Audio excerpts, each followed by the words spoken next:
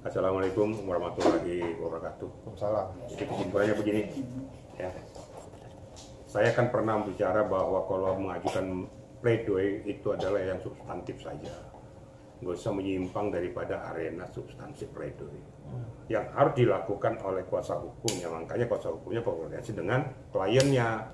Jangan di dalam pembacaannya itu menyimpang. Ada beberapa hal yang kira-kira menyodok kepada masalah personal. Ini saya katakan berkali-kali. Lo kok kuasa hukum kok membiarkan itu gitu loh, sangat menyedihkan gitu loh. Kemauan siapa ini sekarang? Terus kuasa hukum yang membentengi supaya nih kita itu bisa diringankan dalam pokok permasalahannya, jangan menambah-nambah pokok permasalahan. Ingat loh, 3 kali loh hakim menegur. Yang paling ironisnya bertanya pula ke belakang, gimana kan? Nah, namanya fans buta ya kayak gitu. Enggak apa-apa di belakang tuh. Nah, itu udah rusak. Kan hakim menilai nanti. Berkali-kali saya katakan, justru kesempatan pledoi ini kau tunjukkan ya akidah hasil hukum yang bisa mengamputasi, bisa mengeliminir penerapan pasal yang diberikan kepada dia. Fokus ke situ gitu loh. Berdebatlah dengan akidah hukum. Keluarkan pasal-pasal yang kau ketahui tentang bagaimana mengamputasi 369 itu, bagaimana mengamputasi daripada 27B atau pasal 45 Undang-Undang ITE, sehingga tidak bisa berbau ke TPPU. Karena tuntutan 11 tahun itu pasti masalah TPPU tuh. Karena kalau pemerasan kan ada maksimalnya nggak sampai segitu. Nah, kenapa sampai terjadi? Jangan tanyakan, berkali-kali saya katakan, di dalam arena sidang berlakulah sopan. Kita boleh keras dengan memberikan argumentasi, tapi argumentasi hukum. Ingat saya waktu sidang, saya kan kencang tuh. Tapi yang saya kencangkan adalah formula hukum. Bukan melecehkan orang lain. Apalagi melecehkan predikat. Ingat loh, jaksa itu bukan yang berada di pengadilan itu aja. Banyak jaksa di seluruh Indonesia yang merasa tidak terima dengan perilaku itu. Institusi ya Pak? Institusi loh itu, hati-hati. Makanya sidang seperti kayak gitulah. Akibatnya apa? Kewenangan subjektif daripada JPU dilakukan. Saya yakin ada kewenangan subjektif itu. Apa subjektif itu? Di arena persidangan berbelit-belit dan lain sebagainya. Tidak menunjukkan etikat baik, membuat gaduh di pengadilan.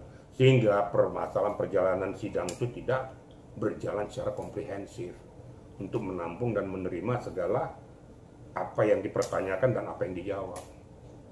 Kesimpulannya ya, suasana sidang jadi gaduh. Kalau bahasanya itu ya contempt of court itu. Oke. Tapi Bang, Nasir sudah menjadi gugur sepertinya ya. Artinya karakter dan sikap Mir selama ini yang ditunjukkan itu sangat merugikan diri dia. Nah, itu juga dengan hakim nanti pasti akan melihat sikap yang pernah dia tunjukkan pada sidang-sidang sebelumnya. Gini saja, kalau hakim sudah mulai negur-negur, hati-hati.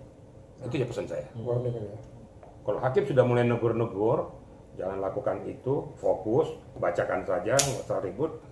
Itu sebenarnya sudah, hakim sudah menunjukkan rasa tidak terima, dongkol, kok kamu kok lari dari substansi.